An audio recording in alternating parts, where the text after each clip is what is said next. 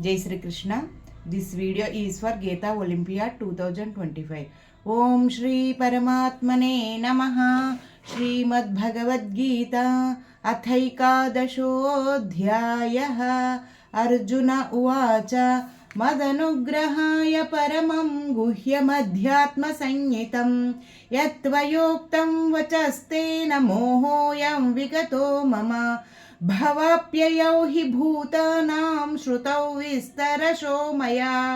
त्वत्तः कमलपत्राक्षमाहात्म्यमपि चाव्ययम् एवमेतद्यथा तत्त्वमात्मानं परमेश्वर द्रष्टुमिच्छामि ते रूपमैश्वरं पुरुषोत्तम मन्यसे यदि तच्चक्यं मया द्रष्टुमिति प्रभो योगेश्वर ततो मे त्वं दर्शयात्मानमव्ययम् श्रीभगवानुवाच पश्य मे पार्थरूपाणि शतशोऽथसहस्रशः नानाविधानि दिव्यानि नानावर्णाकृतीनि च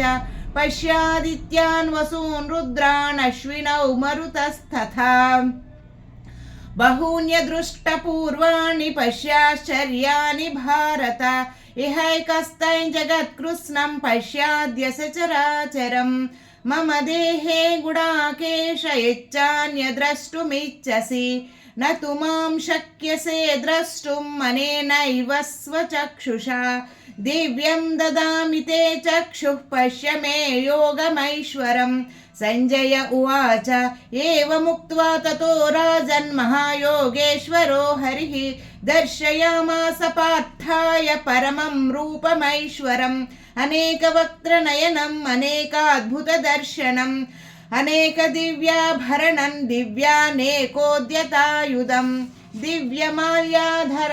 दिव्यमाल्याम्बरधरं दिव्यगन्धानुलेपनम् सर्वाश्चर्यमयं देवमनन्तं विश्वतोमुखं दिवि सूर्यसहस्रस्य भवेद्युगपदुत्थिता यदि भासदृशी सा स्यात् भासस्तस्य महात्मनः तत्रैकस्थं जगत्कृत्स्नं प्रविभक्तमनेकधा अपश्यद्देवदेवस्य शरीरे पाण्डवस्तदा ततः स विस्मयाविष्टो हृष्टरोमा धनञ्जयः प्रणम्य शिरसा देवं कृताञ्जलिरभाषत अर्जुन उवाच पश्यामि देवांस्तव देवदेहे सर्वांस्तथा भूतविशेषसङ्घान् ब्रह्माणमीशं कमलासनस्थं ऋषीं च सर्वान्नुरगांश्च दिव्यान् अनेकबाहूदरवक्त्रनेत्रं पश्यामि त्वां सर्वतोऽनन्तरूपं नान्तन्न मध्यन्न पुनस्तवादिं पश्यामि विश्वेश्वर विश्वरूप किरीटिनं गदिनं चक्रहस्तम् किरीटिनं गदिनं चक्रिणं च तेजो राशिं सर्वतो दीप्तिमन्तं पश्यामि त्वां दुर्निरीक्षं समन्तात् दीप्तानलार्कद्युतिमप्रमेयं त्वमक्षरं परमं वेदितव्यं त्वमस्य विश्वस्य परन्निधानं त्वमव्ययः शाश्वतधर्मगोप्ता सनातनस्त्वं पुरुषो मतो मे अनाधिमद्यां तमनन्तवीर्यम् अनन्तबाहुं शशिसूर्यनेत्रं पश्यामि त्वां दीप्तहुताशवक्त्रं स्वतेजसा विश्वमिदन्तपन्तं द्यावा पृथिव्योरिदमन्तरं हि व्याप्तं त्वयैकेन दिशश्च सर्वाः दृष्ट्वाद्भुतं रूपमुग्रं तमेदल्लोकत्रयं प्रव्यथितं महात्मन् अमीहि त्वां सुरसङ्घा विशन्ति केचिद्भीतः प्राङ्गलयो गृह्णन्ति स्वस्तीत्युक्त्वा महर्षि सिद्धसङ्गाः स्तुवन्ति त्वां स्तुतिभिः पुष्कलाभिः रुद्रादित्या वसवो ये च साध्या विश्वेश्विनौ मरुतश्चोष्मपाश्च गन्धर्वयक्षासुरसिद्धसङ्घा वीक्षन्ते त्वां विस्मिताश्चैव सर्वे रूपं महत्ते बहुवक्त्रनेत्रं महाबाहो बहुबाहूरुपादं బహూదరం బహుదంష్ట్రాకరాళం దృష్ట్వా లోకః ప్రవ్యతితాస్తథాహం నభస్పృశం దీప్తమనేకవర్ణం వ్యాతాననం దీప్తవిశాలనేత్రం దృష్ట్వా हि त्वां ప్రవ్యతితాంతరాత్మా ధృతిన్న విందామి శమైం చ విష్ణు దంష్ట్రాకరాళాని చ తే ముఖాని దృష్ట్వైవ కాలానలసన్నిభాని దిశో న జానే న లభే చ శర్మ ప్రసీద దేవేశ జగన్నివాస అమీ చ త్వాం ధృతరాష్ట్రస్య పుత్రాः సర్వే సహైవ వనిపాలసంగైః భీష్మో ద్రోణः సూతపుత్రస్తథాసౌ సహాస్మిదీయైరపి యోధముఖ్యైః వక్త్రాణి తే త్వరమాణా విశంతి దంష్ట్రాకరాళాని భయానకాని కేచిద్విలగ్నా దశనాంతరేషు సందృశ్యంతే చూర్ణితైరుత్తమాంగైః యథా నదీనాం బహవోంభువేగా సముద్రమేవాభిముఖా ద్రవంతి తథా తవామి నరలోకవీరా విశంతి వక్త్రాణ్యభివిజ్వలంతి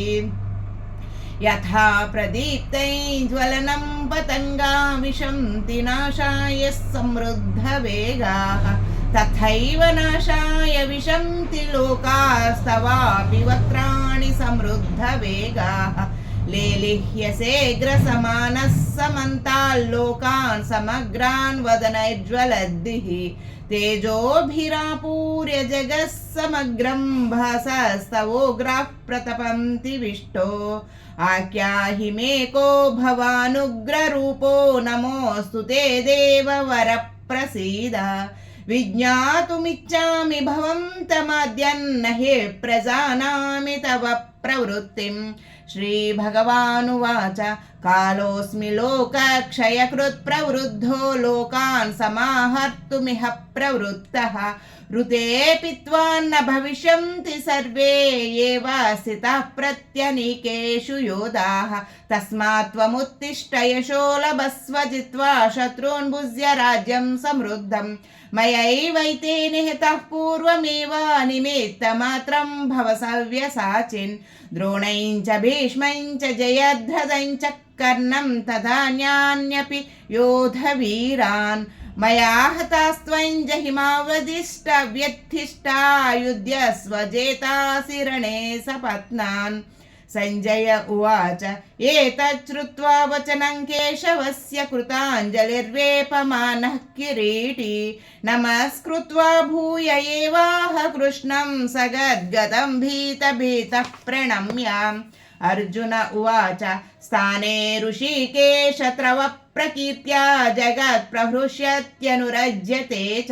రక్షాంసి భీతాని దిశో ద్రవంతి సర్వే నమశ్యంతి చ సిద్ధ సంగాః కస్మాశ్చ తేన నమేరన్మహాత్మన్ గరీయసే బ్రహ్మణోऽప్యాదికర్త్రే అనంతదేవేశ జగన్నివాస త్వమక్షరం సదసత్తత్పరం యత్ త్వమాదిదేవః పురుషః పురాణస్త్వమస్య విశ్వస్య పరం నిధానం వేతాసి వేద్యం చ పరం చ ధామ త్వయా తతం విశ్వమనంతరూప వాయుర్యమోऽగ్నిర్వరుణः శశాంకः ప్రజాపతిస్త్వం ప్రపితామహశ్చ నమో నమస్తేస్తు సహస్రకృత్వం పునశ్చ భూయోపి నమో నమస్తే నమః పురస్తాత్ పృష్ఠతస్తే నమస్తుతే నమోऽस्तु ते सर्वत एव सर्व अनन्तवीर्यामितविक्रमस्त्वं सर्वं समाप्नोषि ततोऽसि सर्वः सखेति मत्वा प्रसभय्यदुक्तं हे कृष्ण हे यादव हे सखेति अजानता महिमानन्तवेदं मया प्रमादात् प्रणयेन वापि यच्चावः सार्धमसत्कृतोऽसि विहारशय्यासनभोजनेषु एको तथा वाप्यच्युत तत्समक्षं तत्क्षामये त्वामहमप्रमेयं पितासि लोकस्य चराचरस्य त्वमस्य पूज्यस्य गुरुर्गरीयान् न त्वत्समोऽस्त्यभ्यधिकः कुतोऽन्यो लोकत्रयोऽप्यप्रतिमप्रभावा तस्मात् प्रणम्य प्रणिधाय कायं प्रसादये त्वामहमीशमीड्यं पितेव पुत्रस्य सखेव सख्युः प्रिया प्रियारार्यसि देव सोढुम् अदृष्टपूर्वं हृषितोऽस्मि दृष्ट्वा भयेन च प्रव्यथितं मनो मे तदेव मे दर्शय देवरूपं प्रसीद देवेश जगन्निवास किरीटिनं चक्रहस्तम् इच्छामि त्वां द्रष्टुमहं तथैव तेनैव रूपेण चतुर्भुजेन सहस्रबाहो भविष्वमूर्ते। श्रीभगवानुवाच मया प्रसन्नेन तवार्जुनेदं रूपं परं दर्शितमात्मयोगात् तेजोमयं विश्वमनन्तमाद्यं यन्मे त्वदन्येन न दृष्टपूर्वं न वेदयज्ञादयनैर्न दानैर्न च क्रियाभिर्न तपोभिरुग्रैः एवं रूपः शक्यहं नृलोके द्रष्टुं त्वदन्येन कुरु प्रवीर मा ते व्यथा मा च विमूढभावो दृष्ट्वा रूपं घोरमिदृज्ममेदम् व्यपेतभिप्रीतमानः पुनस्त्वं तदेव मे रूपमिदं प्रपश्य इत्यर्जुनं वा सञ्जय उवाच इत्यर्जुनं वा स देवासुदेवस्तथोक्त्वा स्वकं रूपं दर्शयामास भूयः आश्वासयामास च भीतमेनं भूत्वा पुनः सौम्य वपुर्महात्मा अर्जुन उवाच दृष्ट्वेदं मानुषं रूपं तव सौम्यं जनार्दन इदानीमस्मि संवृत्तः सचेतः प्रकृतिं गतः श्रीभगवानुवाच सुदर्दर्शमिदं रूपं दृष्टुवानपि यन्मम वानसि यन्मम देव अप्यस्य रूपस्य नित्यं दर्शनकाङ्क्षिणः नाहं वेदैर्न तपसा न दानेन न चेज्जया शक्य एवं विदो द्रष्टुं दृष्टवानसि मां यथा भक्त्या त्वनन्यया शक्यहमेवं विदोऽर्जुन ज्ञातुं द्रष्टुं च तत्त्वेन प्रवेष्टुं च परं तप मत्कर्म कृन्मत्परमो मद्भक्तः सङ्गवर्जितः निर्वैरः सर्वभूतेषु यः स मामेति पाण्डव। ओम तत्सदिति श्रीमद्भगवद्गीतासु उपनिषत्सु ब्रह्मविद्यायां योगशास्त्रे श्रीकृष्णार्जुनसंवादे विश्वरूपदर्शनयोगो नामैकादशोऽध्यायः। ओम श्रीकृष्णार्पणमस्तु।